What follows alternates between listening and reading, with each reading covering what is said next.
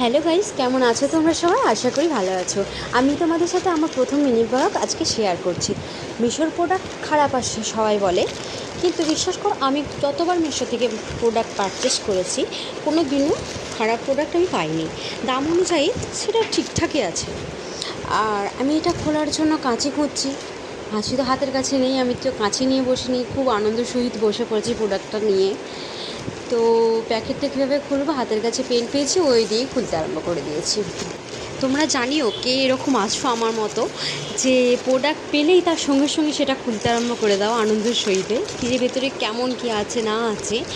তো চলো, আমি তো প্রোডাক্ট খুলেই ফেললাম, হাতে করে ছিঁড়ে ছিঁড়ে দেখি ভেতরে কেমন কী আছে না আছে। খুব টেনশন তো হয়, তবু কোনো খারাপ প্রোডাক্ট আমি পাইনি।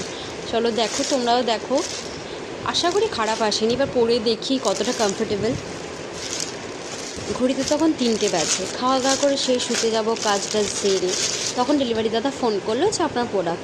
তো হাতে পাওয়ার সঙ্গে সঙ্গে মনে হলো না না, আগে শুলে তো চলবে না, আগে দেখতে হবে জামাটা কেমন এসেছে। তো দেখো আমি পরে চলে এলাম, কেমন লাগছে অবশ্যই জানিও।